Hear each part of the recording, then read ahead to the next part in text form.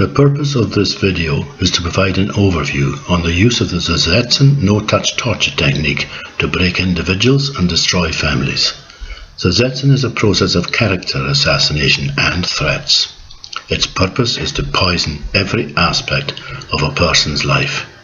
Also called Counterpro, no-touch torture, D&D, Zersetzung was developed by the former East German secret police, the Stasi, to persecute dissidents. Today, some spy agencies in democratic countries are illegally using Zersetzung techniques on behalf of power elites and corporate interests, and for reasons that have nothing whatsoever to do with national security. Spy agencies such as Canada's CSIS and the UK's MI5 and MI6 are morphing into a secret police and persecuting innocent citizens for private interests. Since our politicians believe that these spy agencies can damage their careers, they are too scared of them to provide effective oversight. This video provides a blueprint in Zersetzung, using the experiences of Patricia and Roderick Russell as a case study. I'm Patricia Russell, this is my husband Roderick. We're going to discuss the experiences we've had with Zersetzung. This all started after Roderick left Grosvenor International. This was a company which had head offices in San Francisco and Vancouver, Canada. There he was group controller. Before joining Grosvenor, he had an excellent track record of achievement and promotion. Yet he was blacklisted. He never again found a job in Canada. I also had an excellent record of achievement with Grosvenor. Indeed, when I left Grosvenor, they gave me an excellent written reference, which I still have.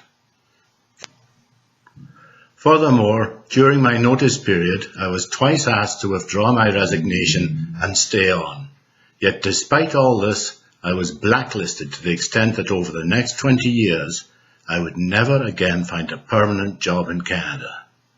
I should tell you that Grosvenor denies that they or any of their staff have ever made derogatory comments about me. A prominent lawyer has said of Grosvenor, that organisation has far too much power. Certainly the press have reported that their owner has mentioned his high-level relationships with British intelligence, and he is known to be close to royalty.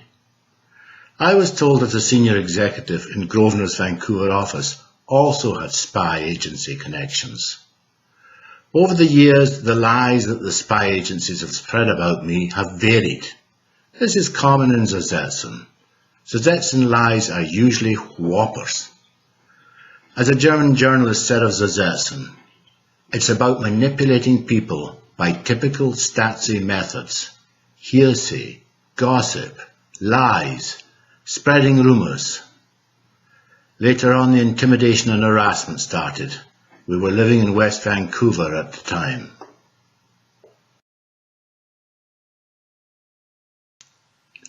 We began to get unwelcome phone calls to our line with no answer. Hundreds and hundreds of such calls. We would pick up the phone, say hello, and nobody would answer. The caller never said a thing. Although, if we stayed on the line long enough, the caller would eventually hang up. We got between 2 to 6 unwanted calls a day, 4 to 5 days a week, for over a year. And then there was an occupied car parked at the foot of our garden. Most times when I walked out the front door, the car would be there, but the driver would start up his engine and drive off immediately. On a couple of occasions, he even parked in my carport and then started up and drove off when I came out of the house. Our home was under surveillance and being staked out. This was not covert, but overt surveillance, and they wanted us to know it. And that's intimidation. And then, when I went out somewhere, I was noticeably being followed. I was being stalked. And as for our email, it was going haywire.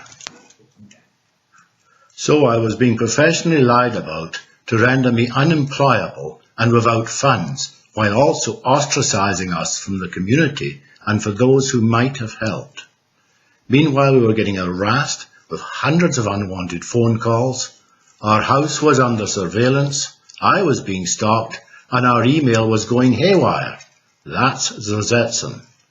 And so it might have stayed, except that I was crossing a street on a green light in London when a motorbike was accelerated very rapidly and straight at me.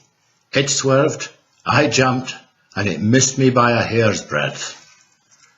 A few minutes later, a car stopped alongside me, and the hood who was driving it pointed out how easy it would be to kill me. All of these incidents are detailed on papers that Roderick has put on the internet. Their URLs are displayed at the end of this video for you to see. Running a motorbike at me was the start of a new process of threats. The old implied threats continued. The stalking, the telephone calls, the overt surveillance, the smear campaigns, the blacklisting, still continued and still continue today.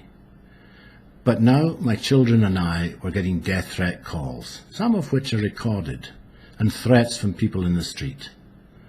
Our dwelling house was smashed into by a vehicle that destroyed the brick porch. Shots were fired at my eldest son in front of a witness. I was hit in the head by a pellet fired from a moving vehicle, and shots twice ricocheted around dogs that we were walking. Here are some categories of Zersetzung. A Zersetzung persecution comes from all angles. Before getting into the extent of the cover-up that goes with Zersetzung and the illegal involvement of several of our spy agencies, I'd just like to refer to two other topics. One is called street theatre, and the other is the contribution that the signals electronic world makes to Zersetzung, particularly with cyberbullying, computer, telephone and email interference. Street theatre is a known tool of Zersetzung, where the spy agencies and others act out skits that are aimed at and often threatening to the target victim. For example, in one skit, a man acted having been stabbed in the throat. In another skit, a man appeared to have had his head kicked in. And in a third skit, they used vehicle license plates to send me the message "rat gag" to try and stop me from complaining about what was happening.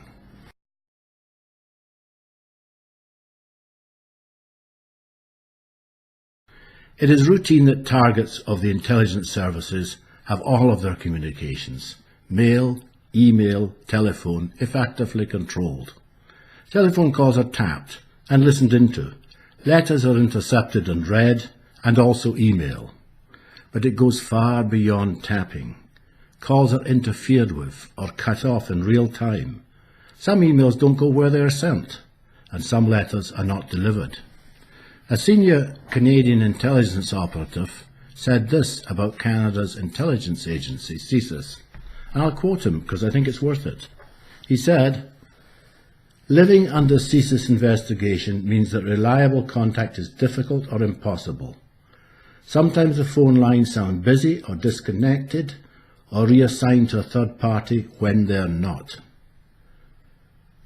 Or you may get referred to a voicemail that isn't recording after the beep. Email is seldom received by me.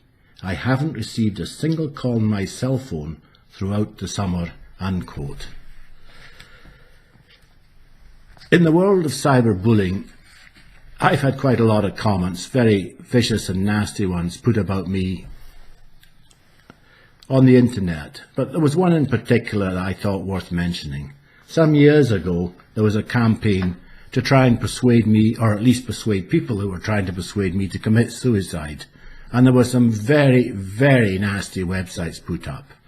I was able to trace them back to source, collect the evidence, and I sent it to the police. Cyberbullying goes beyond that, of course. I've started up my computer in the morning to find a satanic screen rather than my normal screen being presented, or to find a screen with a pistol pointed at me being presented, or to find a screen with the words "House of Tears" flashing across it being presented. And cyberbullying, of course, goes far beyond that. It goes into your computer because it encompasses spy programs that read your database. It encompasses viruses that harm and destroy your computers. There are times when the perpetrators of Zersetzung want to demonstrate to their victim that they can control his computer as if they had a separate terminal, which is more or less what it is, I think. I've sat typing out documents only to find paragraphs switching around 90 degrees, items I've just typed being falsely eliminated, items I've saved being deleted. I've found that when I've put things on other people's websites, it has occasionally been interfered with there. I recently sent some comments on a website for a magazine in the UK, and it was interfered with in their database, not in mine, not in transit. We were able to prove that, and the magazine wrote about it, and I've included this in the Zersetzung report. So, one of the things that goes on is constant interference, constant spying, constant threats. That is the electronic side of Zersetzung.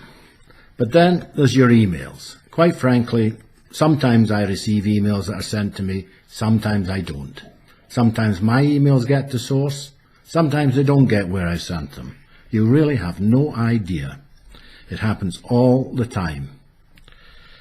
Sometimes emails that I've kept in my records get obliterated. I've twice had my emails in my database, 2,000 emails, completely annihilated. And as for telephone tapping, it's much the same, just par for the course. Your telephones go through an interception centre, so they can be controlled in real time, not just tapped. At one point, they played a game with us. One of my sons, who's in Europe, would phone once a week. For a year, he could only get through in the third phone call. And when I complained about it in the telephone, they stopped him getting through altogether. We've had interference to the extent that if I say something on a call that they don't particularly like, I'll get a noise of interference or just simply cut off. It happens all the time. People who've tried to call me have been told that my line is discontinued or sent to a voicemail that I don't get, or just don't get through. Yet I'm here, they don't get through. So there's constant communications interference, whether it's computer-based emails within the computer or within the telephone itself. All of this electronic snooping and cyberbullying is referred to in some detail in the report Zersetzung, starting on page 75 of the report, section J, My Communications. And that brings to an end the first part of this two-part video on our experiences of Zersetzung. In the second and perhaps more shocking part, we go on to look at the silence and cover-up that surrounds Zersetzung. Indeed, without a cover-up, there could be no Zersetzung. We look at what others have said about Zersetzung, including former spooks and the spy agencies themselves. We discuss the lack of effective political oversight over the intelligence agencies, and we look at actual slides used by a real spy agency to train its operatives in Zersetzung. Do please look at part 2 of this video. I think you will find it interesting. For those who prefer the printed word, here are some URLs where articles that I've written can be found. Thank you.